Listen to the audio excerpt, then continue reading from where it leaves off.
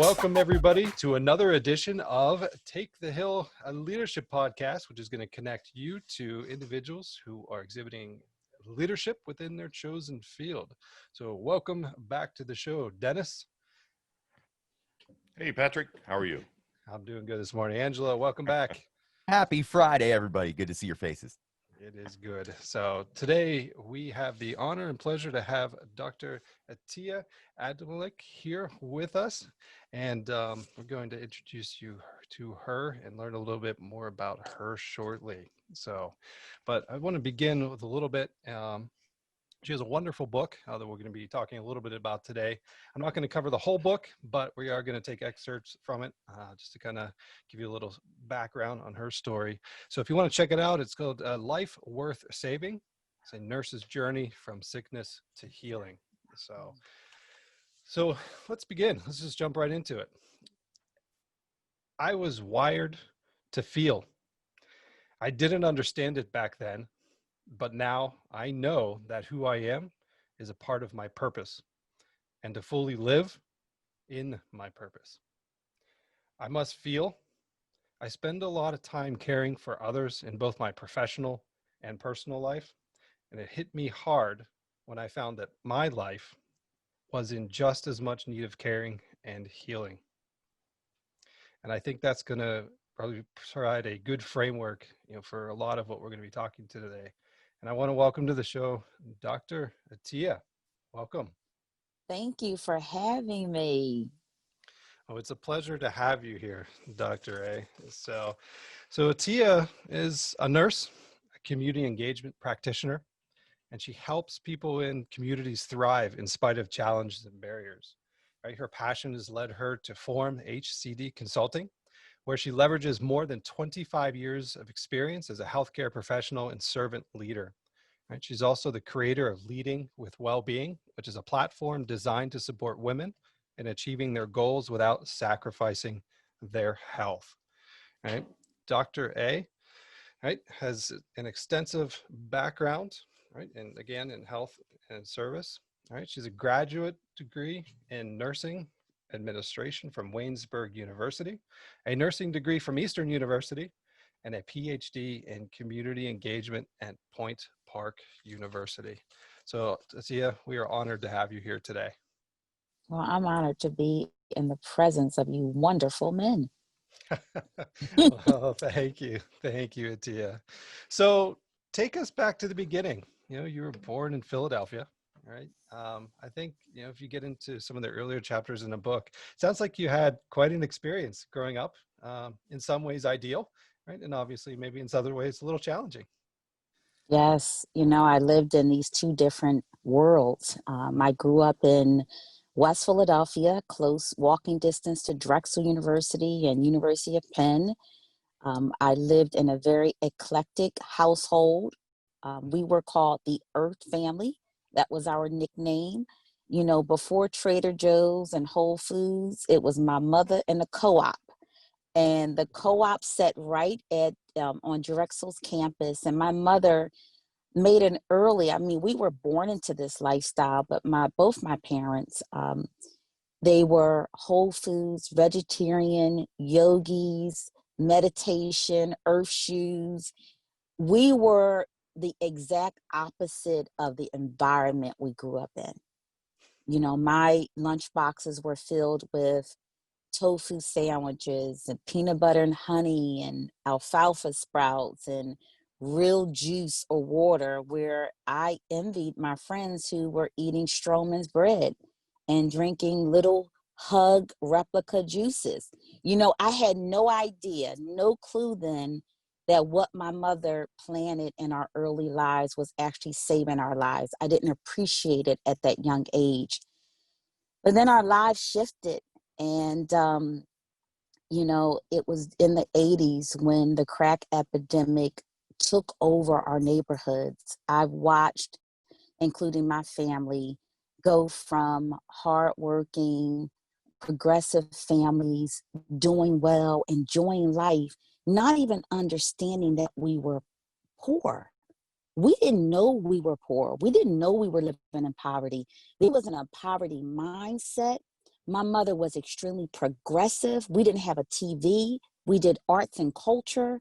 We walked to museums. We went to parks and cultural events. We had no clue. But the introduction of crack cocaine into our neighborhood, I watched everything be destroyed. So it was like this incredible, uplifting, healthy lifestyle that met up with a lifestyle that destroyed us in some ways. And as you went through this, and I think you talked about this early on in your book, and I think a lot of children are this way, right? Like we live in these environments where we're somewhat protected, right? And I think a lot of that is, as you said, goes back to our parents and our environment, right? What what did you notice, as you started to see that shift in your neighborhood? And I think you also talked a little bit how you moved out of the neighborhood at the same time, but you were still in close proximity. So I mean, you still got to experience it, right? So even at a young age, it sounds as if you were very cognizant of what was happening.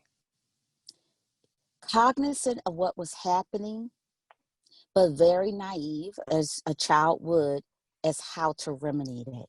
remedy it. So, for example, I remember when I started seeing the destruction in the community, we played outside all the time. And then it came to a point where we couldn't go to the playground. There, drug paraphernalia, the basketball hoops no longer existed. It literally, uh, it was this decaying of our community.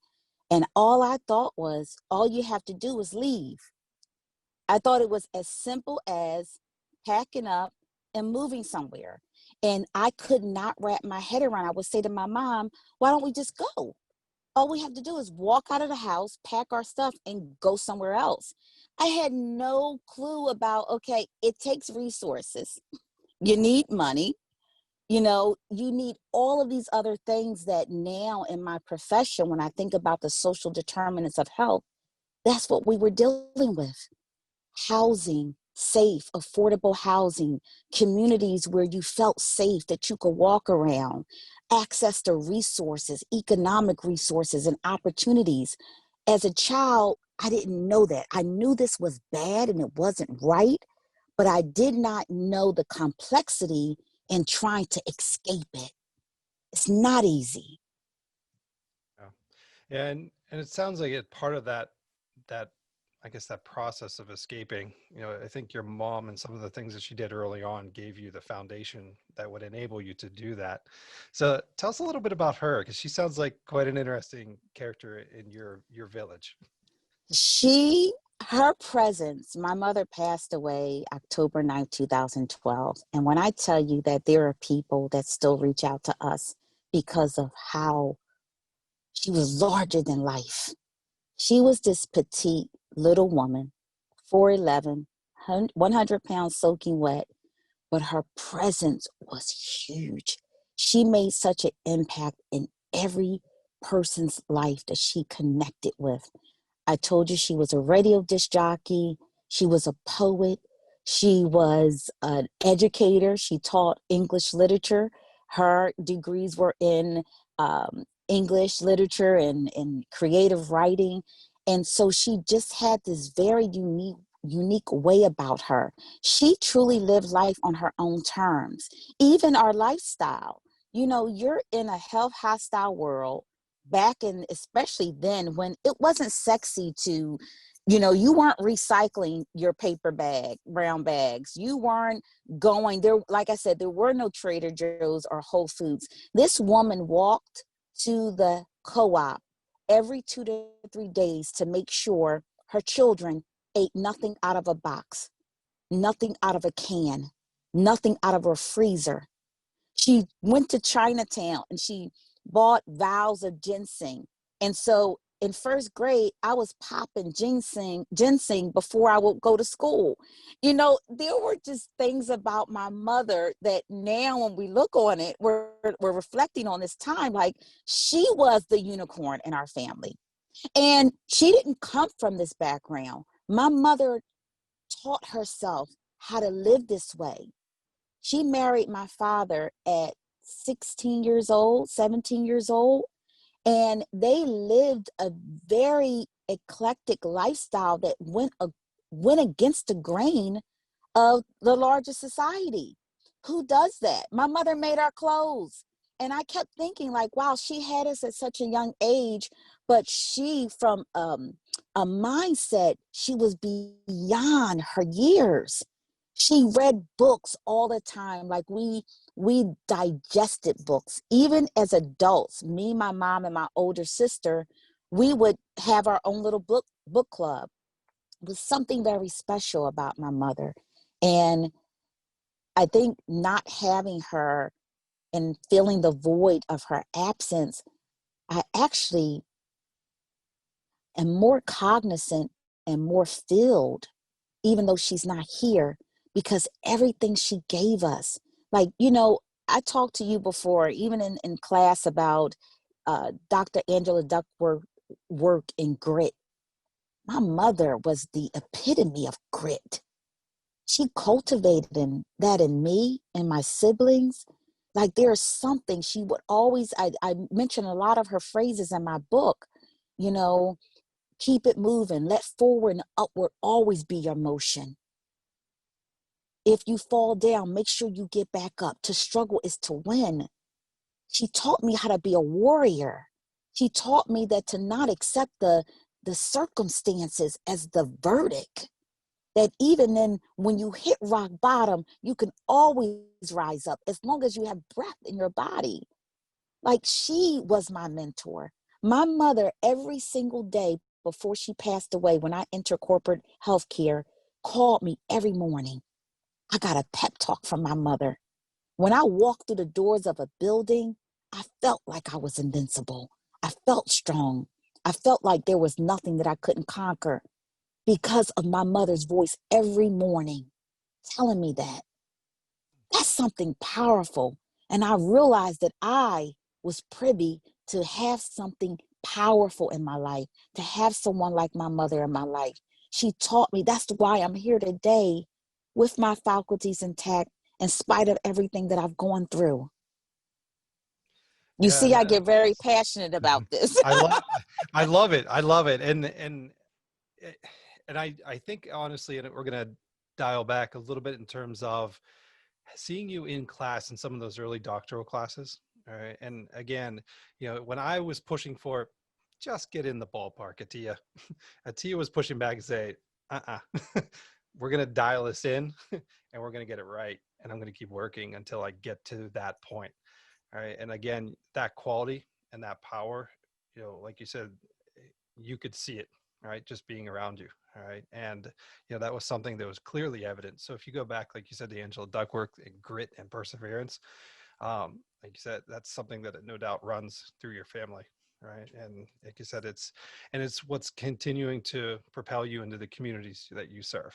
Right. And I think that's why you're having the success that you're having.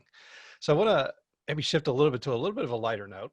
Tell me about that first party, right? And I know, like you said, we're all kids, right? So we try to find the candy drawers, right? And your mom had kind of that tight rein and the healthy. What about that first time you were so close to tasting what? You know what? I can taste it. My mouth just watered thinking about that moment. And you wonder about the radars that your mothers have, right? So in Philadelphia, you think about what Philly known for. We're known for block parties and community gatherings out in the street. And we could play with the kids. We could, just do everything we wanted except eat their food. And my mother would give us a lecture before we walked out. Yeah, you can go to the Daniels, but you better not eat the Daniels food. We're like, what she don't, if she doesn't know, it won't hurt her, whatever. So we get to their home and the Daniels, they fry their hot dogs. You ever have a fried hot dog and you smell the hot dog frying, and then they have white bread? We were not allowed to eat white bread, let alone meat. We were strict, but like we didn't eat anything with meat in it. So I'm sitting in this tiny little kitchen in West Philly, this corner home, and this kitchen is tight. And I'm getting my hot dog ready. I got it on that piece of Stroman bread or a bun or whatever it was. And I'm telling you, my mouth was watering. I got it up so close, and I see my mom's little, silhouette just coming through the kitchen. The fear, like, people were afraid of my mother. She was so tiny, but she was so fearful. And I just looked like, how did this happen? Did somebody tell on me? How could she walk in at the exact moment? And why was this opportunity to eat a hot dog ripped from me? I will never forget that moment. It is so clear and vivid in my mind, seeing my mother walk in that door and seeing me. I was so embarrassed, but I would have felt better if I would at least been able to take a bite. She caught me just in time. I agree How with does you. And that happen?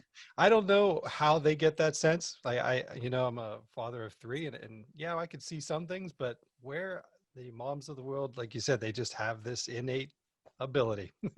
And you're right. My mom was the same way. She was all 4'10" of her, but my goodness, they pack some power. They do. They do. I did get a fried hot dog eventually. That's good. Good, good, good. Very good. So, where did your love from animals come from? Again, I'm the unicorn in the family, which is so interesting because I don't know where this intense, it wasn't just a love, it was intense. Mhm. And no one liked animals. No one wanted a pet. My mother could not stand, especially cats. But I just, it was first grade. I'm talk about it in the book in Miss Rhoda's class. And our class was like a mini zoo. We had all kinds of animals. And I would always raise my hand to take a pet home for the weekend, knowing that my mother would be so angry. But I did anyway. And I had this closet in our apartment building. Well, in our apartment, we had this large closet. It was large enough to fit a whole bunch of things in it, but small and not too big. It couldn't be a bedroom. So I would put the animals in the closet, and I would take care of turtles and rabbits. And it was just this intense love. And, I had hamsters. She finally let me get a cat. But my love was very overwhelming for animals. I knew at a very young age that I wanted to spend my life caring for them. I wanted to become a veterinarian. I needed to figure out, how to save them. So in the winter time, we had a utility closet in our apartment building, and I would go out and I would round up cats, and I would hide them in the utility closet, and I would take my little bit of money, a few coins, and buy them cat food. I did all kinds of things. Some cats survived the utility closet. Some kittens didn't survive. You know, I would walk the street. My mother walked everywhere. She didn't own a car, and we walked all over Philadelphia. And I would see an animal on the street, and I would want to examine it. And my mother would say, Atiya, what are you doing? Get away from it. And I'm like, well, I'm going to be a vet, so I have to learn how to help bring, animals back to life. My mother didn't think that was funny. She thought it was disgusting. She didn't understand why her daughter was designed this way. And I remember one time going into 8th grade, my cat died, my first cat. And I was so distraught. And I told her that there was be no way I could go to school without giving my cat a proper burial. And she walked me to the West River Drive in Philadelphia, and I buried my cat and held a funeral service along the river. And then she wrote a note, and I went to school. And at that moment, my 8th grade teacher said, Atiya, you must apply to Walter Biddle High School of Agricultural Sciences. And that's exactly what I did. And I spent my 4 years of high school learning how to take care of a range of animals from small to large. We had a full-fledged farm across the street from our school. I did academics during the day, and I literally walked across the street and worked as a farmer. I learned to do everything from helping a cow deliver its calf to clipping the sharp teeth of a piglet to training horses. This girl from the hood in West Philly would go to a farm school every single day to pursue my love. think Ray, that I'm just so intrigued. And I apologize. I made the mistake of leaving my window open, so my neighbor's blowing leaves. So I hope you don't hear it. But it's one of those deals. But that your mother sounds amazing, and I had an amazing mother as well. And but your mother sounds amazing, and she sounds like she had such a impact on your life. And but my question, I grew up in an era kind of. Uh, I was the unicorn, but not in a good way. I grew up in the era of the late '60s and the '70s, and drugs were it was pretty common. But anyhow, I guess what I'm asking, and it sounds like your mother had such an influence, but there had to be something in you as well. How did you overcome like peer pressure and all this other influence from your neighborhood? And I've been to Philly, and I know that it can be quite challenging to overcome that. So, I just what in you, uh, again, helped you? That's a great question, Dennis. You know, my husband asked that same question, and we just had this conversation.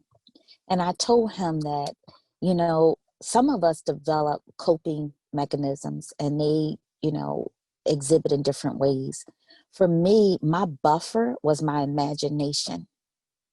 So, Dennis, when it got really tough, when our lives turned from literally heaven to hell, it was my imagination. I escaped through my mind.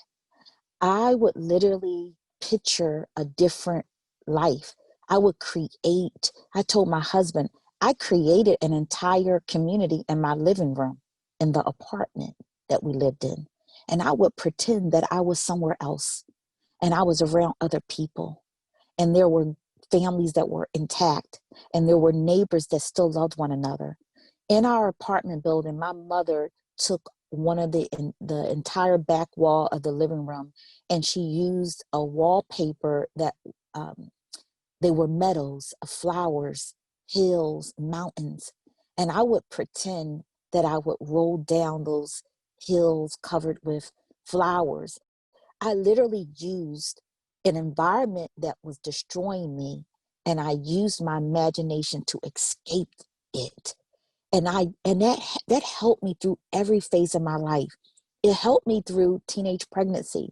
So I may have not smoked cigarettes or indulged in any recreational drugs, hard drugs, whatever, alcohol, but I also became a teenage mom. And to get through teenage motherhood, um, it required me to imagine that I could still be okay. I could still be successful. I could still accomplish my dreams. I was the least likely to get pregnant. I was who's who in America's junior high school students. I was an honor student. There were newspaper articles written about me and my academic success. I was a violinist since I was in fourth grade all the way to 12th grade. I was not the person that would become a teenage mom. And so that took away my ability to go to Texas A&M and study veterinary medicine. But the strong, that grit, that resilience, that power inside of me, but also my imagination to not give up, that there's still, you could still do what you need to do in this world. You could still become who you need to become. You could still walk in your purpose. And sometimes what separates me from someone else is that drive, that inner drive, something that no one can really give you. You can help create an environment for people to cultivate that within, but there's this internal drive that's inside of me that's always been driven. When you tell me that you're not going to make it, Atiya, because you're a teenage mom, I'm going to prove you wrong. You tell me that there's no way that you can do that, I'm going to prove you wrong. I was to prove you wrong. And sometimes that was healthy and sometimes it wasn't because I was so driven. But it has kept me. And I think it's something that we can help others cultivate. But that's what it was. My ability to imagine the possibilities even in the most dire situations. So, Atiya, I think, we tend to surround ourselves with like-minded individuals, folks that, like I said, are driven, right, and push forward regardless of those obstacles. And at the same time, after you went through nursing school and started working, and you experienced a couple really major difficult moments in your life, with your family and your health, where at what point or how long did it take to realize, as we kind of quoted earlier in your book, that your life also had to take precedence as well? I remember the night that I was delivering a baby, and I talk about this and, write about this in the book, and I could not read the clock. And I said, the time of birth, and especially for a mama, that's important. So it was not a little thing that I couldn't read the clock. That's when I was really, really sick. And I walked out of that room and I thought about how I had been sick for weeks, but I was so concerned about saving other people. I was so concerned about helping mothers bring babies into the world. I was so concerned about, ensuring that my family, the household, was intact by showing up at work. But I was willing to let myself crumble. And I remember that same night I couldn't see the clock is the night that I was admitted to the hospital, into ICU, in the intensive care unit with a blood sugar over 1100. And to put it in perspective, you die with a blood sugar that high. People die with a blood sugar not that high. And it was amazing that I was still conscious. And so I said to myself, I can continue to run this race and be so driven to help other people. But if I do that, it will be at the expense of me dying. My life has to be just as worthy of saving as anyone else's. And the only person that can control that is me. And that's where that comes from. A life worth saving. Like, we each have to believe that we are so valuable, we mean so much, that the same extension of grace and caring for others and doing for others, that we have to deposit that into ourselves. And as a healthcare professional, as caregivers in any caregiving professional, sometimes we get it twisted. We deplete ourselves so much that we have nothing left to give. And we pretend that we're okay when we're actually crumbling on the inside. And I said, it has to stop, because I can be more valuable to the world that I'm trying to save if I save myself first. And how do you get to that point though? Because like you said, at times that energy and that will and that drive to succeed and help others can almost be blinding. How is it that, is it really a health scare that's going to make us hit the brakes? Most of the time that's probably what it is, but how do we in everyday life, how do we kind of Yes. rein things in? Well, the health scare is not sustainable, because when you overcome the health scare, we go back to what got us there in the first place. Like, you remember these things for a moment. I did a social media live last night, and I read one of the chapters, and the chapter was "Make Every Moment Count." And I said remember on January 26th, and people don't remember, they're like, January 26th, what's that? Well, January 26th was the day that Kobe Bryant and his daughter Gianna and, quite a few other families got on a helicopter. I guarantee you that they thought they were going to see their loved ones again. Guarantee you Kobe thought he was going to go home to his wife and other daughters, and his daughter was going to go home, and all these other families. And in that moment, on January 26th, you saw social media, I'm going to make the most of every moment. I'm going to live my life to the fullest. I'm going to pursue my dreams. And then by February 26th, we're back at the same way of living. you have to find something, and sometimes it's a daily pursuit of what is it that in this moment that you can hold on to. So the health scare went away. I got better. I'm healthier today, 20 plus years later than I was then. And I have progressive illnesses. I am not supposed to be in the state of health that I'm in. But what has kept me is the reminder of something else. So the health scare is not sustainable. What is your something else? What can you hold on to that will motivate you to do things differently every day? And understanding that every day you're not going to be motivated to live your quote unquote best life. You're not going to do things that save your life, like what you eat, what you drink, what you think, what you do. We don't do it. I don't even do it. But I never let myself get so off track that I find myself in a downward spiral. Now, there were points in my life where I did. When I lost my son, I could care less about saving my life. To be honest, I didn't want to live. I wanted to die. So I had to find something at the lowest point of my life that would keep me living. And so what I do now, because of that, and not saying that that's a very drastic, life-altering situation, but in my case, I keep saying to myself, I need to do what my son, my mother, and my two brothers are no longer able to do, and that's to live. I created, you talk about, creating your life plan, your daily plan. You have to cultivate something to create sustainability. And sometimes what we don't do, we fail to cultivate it. We fail to cultivate the practices. So even while I'm caring for my aunt who's in home hospice for the next week or two, every single day, I go outside for a bike ride.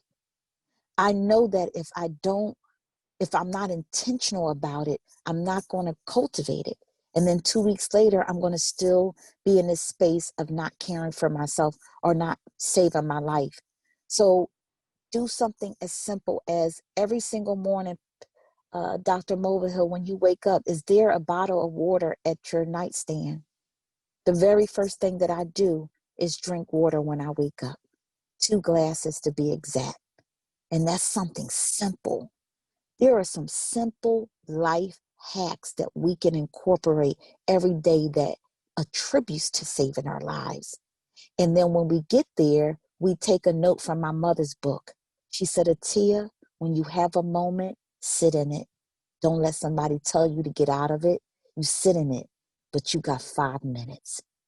Maybe your 5 minutes is a day, but what I won't do is sit in a moment for a long period of time.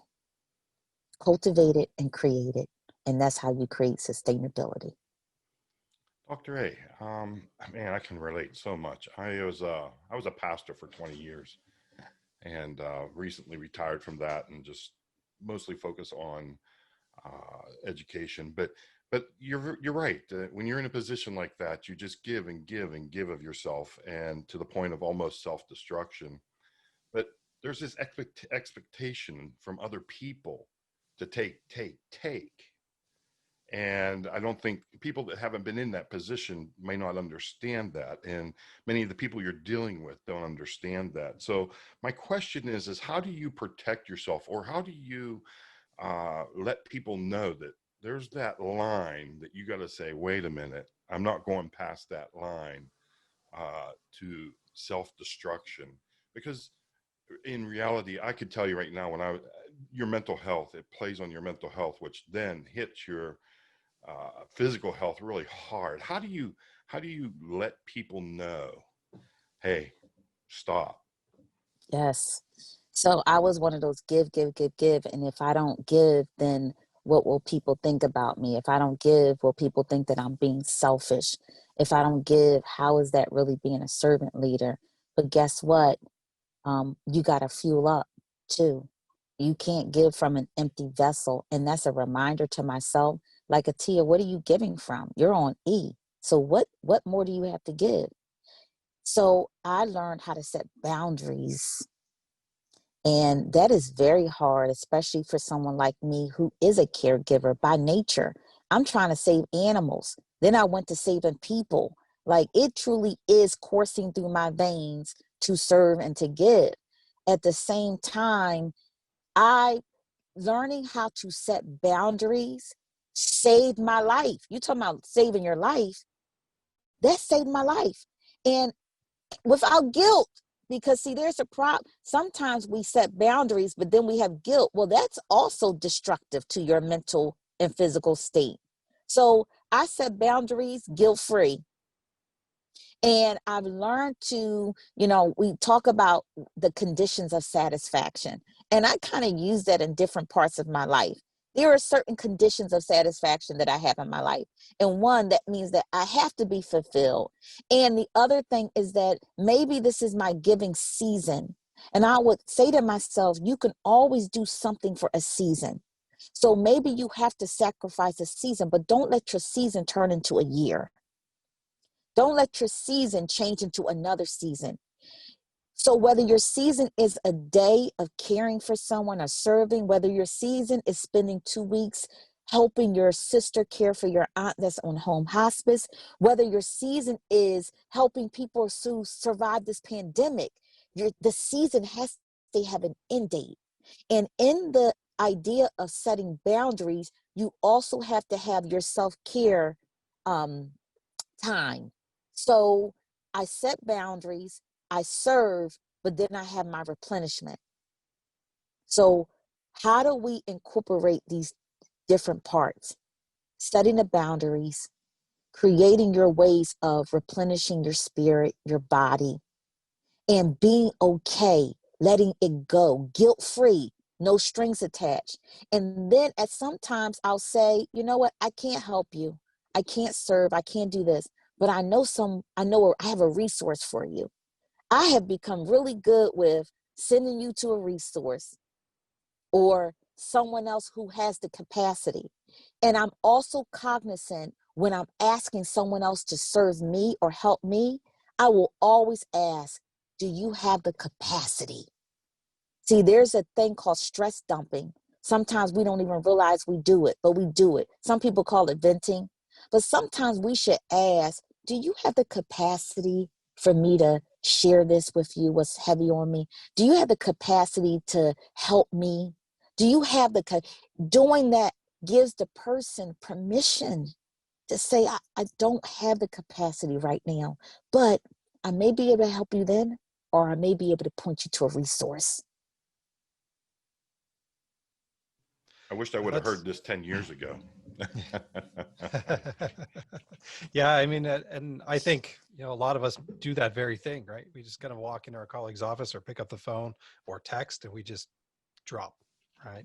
And like you said, they might be more willing to listen, but they may be in a moment where they're struggling as well. And you know what, maybe they just need a few extra breathing room and then they can get to you. But you're right, that's a really good point.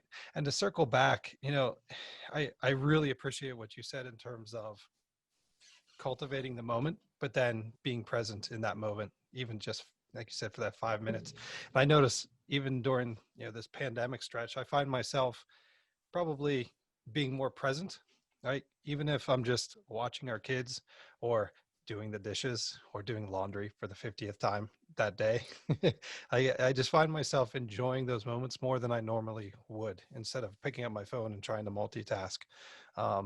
And I don't know if I'm just getting older, but like I said, I think I'm valuing that time more than I would have in the past. There is something beautiful in the stillness that when before pre-COVID, we weren't able to experience. Yeah. And you are getting older, Patrick. I'm feeling it. So I do have to ask Atiya. So how is your husband doing with the dogs? Oh, that's hysterical. So that's what everyone's worried about. I am. He is struggling. He called last night and he said, we just sit here. We're both sitting and staring out the window. So it's just, He reminds me that this is your dog. We lost one dog, Dory, but we still have Nemo and Dory, and Nemo has been, you talk about, having those things that help save your life. This dog has helped save my life for the past 12 years. And so they're both struggling without me, but they're both still breathing. So that's a good sign. That's great. That's great. Because like you said, I know he wasn't necessarily the fondest of animals, right? But as you can see in the book, like you said, he understood the purpose and reason and why you really wanted him. And like I said, Yes, we eventually acquiesce and we learn. yes, And you do. we do. So right now, you have your consulting business, right? And you're doing a lot of speaking. What's in the future, for the next year or so for Atiya? That's a great question. Well, I am working on some very critical community initiatives. The COVID, the pandemic, and the social injustices, they have truly excavated our complacency as a society. And so there's a momentum and an energy around how do we truly help um, people and communities transform. And we're not talking about throwing grant money to one issue, but we're talking about how do we really get down to the system side of this, and how do we equip people with resources and, you know, power and influence and everything that they need to truly change the trajectory of their communities. And so I am working with a few organizations right now on this larger initiative to do just that. So I'm excited because that is truly my purpose and my passion. I am going to start my own YouTube channel to really get my messages out there. There's another book in me that's based on my Leading with Wellbeing platform. I talk a lot about myself, share my journey in this first book, A Life Worth Saving. I share a few of the lessons, but now even in our conversation this morning, how do we activate those lessons? How do we truly lead with well-being? We talk a lot about it, but how do you truly cultivate and create sustainable change within your lives? And so I think this next book will really elevate that conversation and give people practical approaches so that they can do just that. Awesome. Well, that is one thing that we will certainly continue to do for you is, again, include in our show notes and make sure that people know how to find you, both on LinkedIn. Right. And we'll keep spreading a word because, like I said, the work you're doing is amazing. You have an incredible story. And I think, like you said, you're not only passionate, but, I think you get a true sense of authenticity and courage, like you said, in what you bring to the table. So I know Angelo has a few questions, so I'm going to let him step in. Great. Dr. A, I have really enjoyed listening to you speak today. I have like this new, honestly, the last couple of days have been a struggle for me. I teach, and you always have to kind of maintain this positive attitude for the students. You don't want them to see, when their instructor is, maybe just overwhelmed or whatever it is. And honestly, like this experience this morning with you has kind of resolved some of the tension in me, just to feel like some inspiration. And really, I'm curious just to ask you this. Every day I liked what you talked about, almost like living in the moment. Take a moment to appreciate what you've accomplished, or just to live and be in the stillness. I think you said every day that I run one of my classes, I actually congratulate my class for making it as far as they did. Like, we're in week 8 right now. So this week I congratulate them. I said, hey, we're in the middle of a pandemic. You made it to week 8. Like, you should be stoked to be here still, right? And I don't think people do that enough, and just take a moment to like be really, really stoked for what they are doing in the moment. So my question for you is what are you stoked about? Like, what are you grateful for right now in this moment? Last night's reading was Make Every Moment Count. So you are so spot on, Angelo. And, for me, it's getting in touch with a sense of gratitude for this moment. Last night I said, I could say I have to go to Philadelphia and help my sister take care of my aunt who's on home hospice. Or I could reframe it and say, I get to. So I get stoked that I get to, in the midst of a pandemic, serve, that I get to, in the midst of a pandemic, give. Like I get to do this. Like, I can tell you when I wake up, because a lot of times we wake up and we're so mechanical in our way of being. We go through the motions, wake up, get a cup of coffee, read the news, listen to the news, get dressed, and going about our business. But I am cognizant that today somebody didn't wake up. So I always try to remind myself, somebody today didn't wake up. Somebody woke up and their faculties weren't intact. Somebody woke up and they did not get to care for their loved one because their loved one is no longer here. So I have reframed my whole outlook on what I get to do. And that in and of itself gets me in touch with gratitude. Like, I'm grateful that I have a sister that has opened her home to my aunt. So what are the things that I can be grateful for? My mother used to always say, there's always room below. So even when you think you hit rock bottom, guess what? There's a rock bottom. There is somebody on this earth right now that does not have the luxuries that you have. They didn't wake up and they didn't have a roof over their head or food in their mouth. And sometimes, although we know that, we don't actually internalize it to shift how grateful we are for what we have.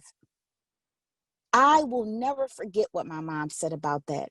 So even when I want to go into my wallowing or my pity party, I say to myself, Atiya, there's room below. What are you grateful for right now? Somebody lost all of their children. I'm cognizant of that. Somebody did not have the opportunity to have a mother. So it's this constant reframing and looking at my situation in a different way. I'm not saying I do that every day. I'm going to be honest with you. Some days I'm like, this sucks. Then I take another page from my mother's book, let it suck for 5 minutes and get over it. I feel like your next book after the next one should maybe be like a book of like her one-liners and like right? wisdom. Like, geez, I'd put it behind me and add it to like my collection of like just awesome random things. Like, I'm just blown away by the advice that you've gained from your mother, and it's amazing that you're sharing it with so many other people. And I just think that I really resonate with living in the moment and changing the framework of how you think. I actually just talked to my class the other day and just said it to them this way: a photographer, if they go out, they bring all their equipment, they go on a scene and they're taking a shot, and there's something in their shot that isn't ideal, right? Something's blocking it or it's an obstruction. What are they going to do? They going to just pack up and say, you know what, didn't work out today, we're not taking the shot. No, you're just going to change the perspective. Just move the camera a little bit. And so that's no longer in the frame. It's still there. It didn't go anywhere. Like, you might have to deal with it at some point, but it doesn't have to take away everything in that moment, what you're doing. I appreciate you, Dr. A, in this moment and being here today. Honestly, I needed this conversation. I appreciate you. Wow. Thank you.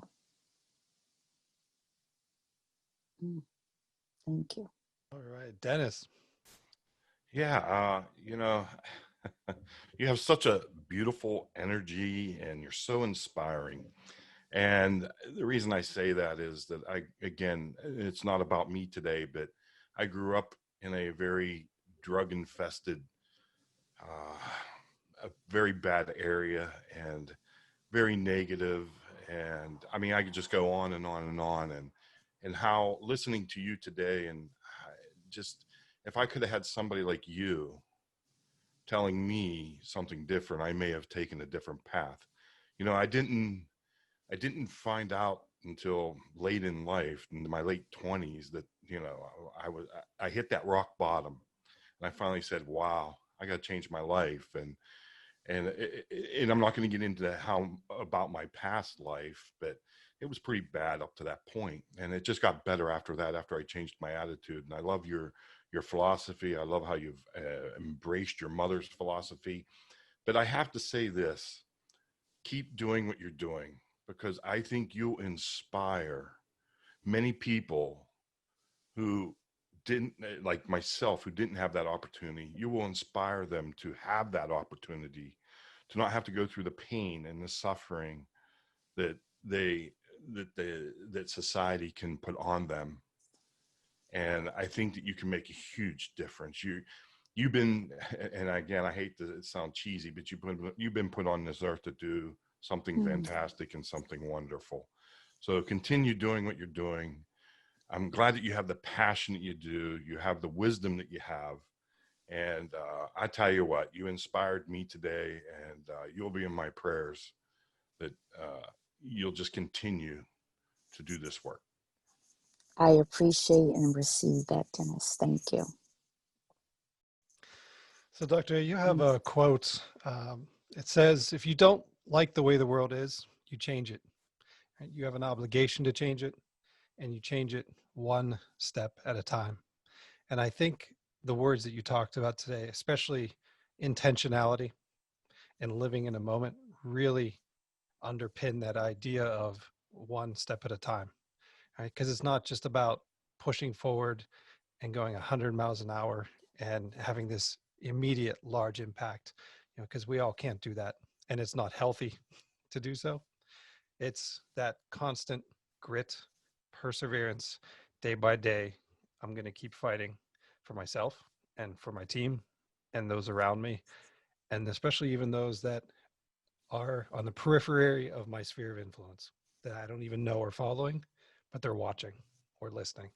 And I think you typify that. And, as Dennis said, and as Angela said, we look forward with great excitement as your journey continues. And no doubt we're going to be here to have you back when you release the second book and the third book and the fourth book and everything else that you do. And the book with your mother's, That's words. right. You have to get that out there. I am. You spoke that, Angela. I'm doing it. I'll buy it first. Absolutely. Put us down for the pre-order. We are there. Yes. Thank you. So any final thoughts, Dr. A? We want to close with any final words of wisdom that you want to share with our listeners, because anything that I say certainly will not do it justice. Yeah. Yes. We're all on an adventure. My dad talks about an adventure all the time, the good times and the bad times. At one point, our adventure will end. And so something that I do every single night before I go to bed is I say to myself, what did you do today, Atiya, that made you smile or brought a smile to someone else's face? And if we can guide our daily lives with touching one person, doesn't have to be this huge magnitude, this life altering, but it's just that you help somebody look at life a little bit different. You served a little, you gave to yourself. If you can go to bed with that smile on your face, knowing that you've done that, you are living the adventure. It is our duty to wring the life out of life. Don't leave any drops left. Very well I would stated. have loved, other than the tofu, I would have loved to have been at your house on Thanksgiving. I think it would have been a great time. Yes, yes, yes. Well, I appreciate you all for having me. This was definitely the highlight of my morning. You brought a smile to my face, and I hope I've done the same. Absolutely. You have. And again, we thank you for taking the time to join us here on the show this morning, Atiya. And we will certainly make sure to have you back in the future, because we'll definitely want to see how your journey's playing out. So, Thank you. I look forward to it. absolutely. All right. Well, thank you everybody for tuning in to the latest episode with Dr. Atiya. And as she said very eloquently, live life, right? Go out there, be the change, make the change. And again, it doesn't have to be all done today or tomorrow, right? It's a journey. it takes time. So live in the moment and enjoy the process. And we will see you on the next episode. Thank you, everybody.